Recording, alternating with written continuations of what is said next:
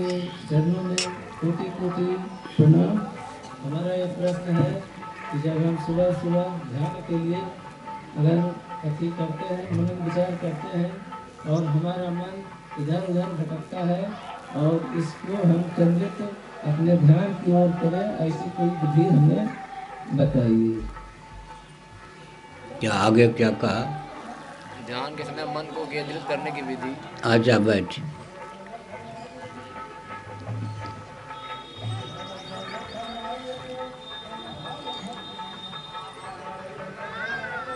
जिसकी आसक्ति नोटों के बंडल, हीरे जवाहरात, सोने की मुद्रा में हो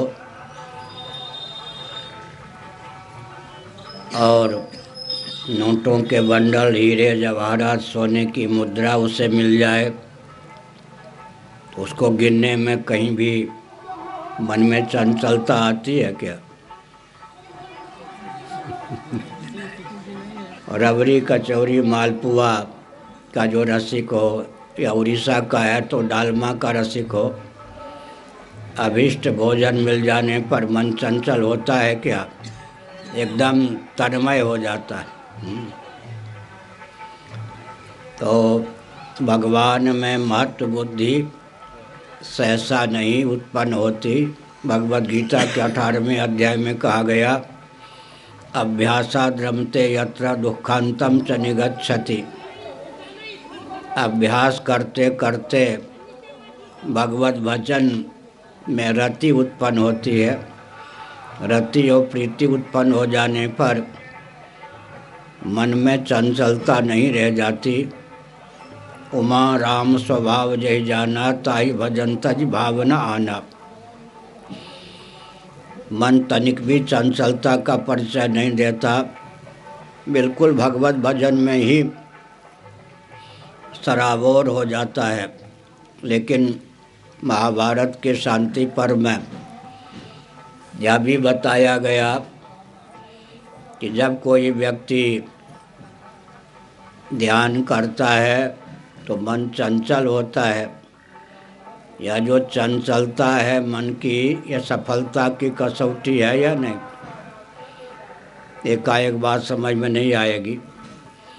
किसी कमरे में 4 महीने से झाड़ू पोछा न लगा हो और कोई व्यक्ति 4 महीने के बाद झाड़ू पोछा लगाने का प्रयास करे तो धूल उड़ेगी या नहीं? तो धूल का उड़ना सफलता है या असफलता? सफलता है या नहीं? अगर धूल जमी ही ना होती तो उड़ती क्यों? लेकिन वो धूल उड़ करके आँखों को विकृत करती है। तो आँखों तक धूल न पहुँचे इसके विधा क्या है? पानी लुढ़का दीजिए और नारियल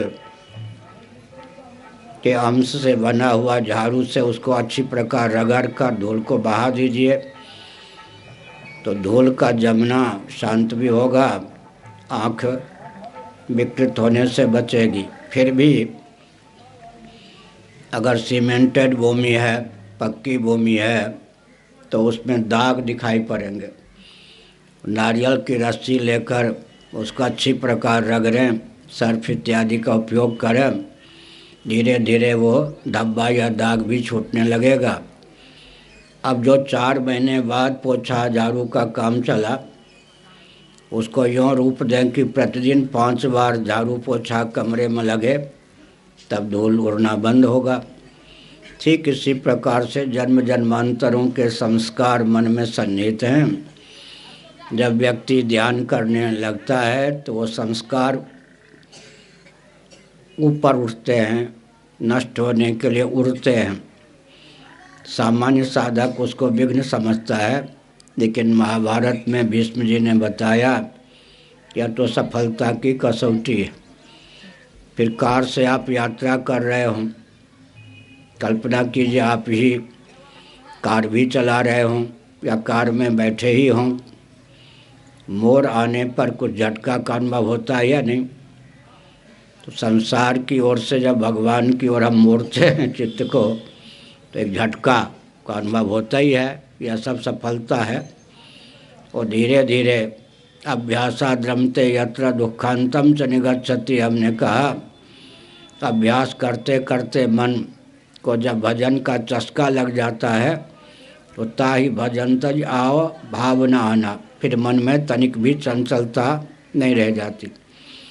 इस पद पर तो मैं नहीं था, वृंदावन धाम में पुजूरियावाजी महाभाग के आश्रम में रहता था। किसी सज्जन ने मुझे एक गन्ना दे दिया और 2 मंजिले पर रहता था अकेले। लोहे के छड़ से किवाड़ बनने के कारण हम बाहर वालों को देख सकते थे, कोई आ जाए तो बाहर वाला मुझे भी देख सकता था अगर हम बरामदे में हों तो। गन्ना लेकर बरामदे में बैठा, नीम का वृक्ष था, उससे एक छोटा सा बंदर का बच्चा कूद पड़ा। भले ही उसने गन्ना को कभी चखा हो या न चखा हो, उसे मालूम पड़ गया कि यह कोई मीठी चीज़ है। उसने नाचना गाना प्रारंभ किया, पूछ हिलाना, भाव भंगिमा से गन्ना मांगना प्रारंभ किया। हमने उसको एक टुकड़ा गन्ने का इतना बड़ा दे दिया। क्योंकि उसने लूट कर तो पाया नहीं था, मैंने स्वेच्छापूर्वक उसे दिया था। तो जैसे मैं उन दिनों दांत ठीक थे, गन्ने को पाने की विधा से पा रहा था, वो भी बाहर छत पे गन्ना पाने लगा। ठीक 24 घंटे बाद जब मैं बरामदे में आया प्रसाद पाने, वो बंदर फिर आ गया बच्चा। उसने क्या किया, गन्ना जो उसने पाया था उसका चस्का लगा था, गन्ना मांगना प्रारंभ किया।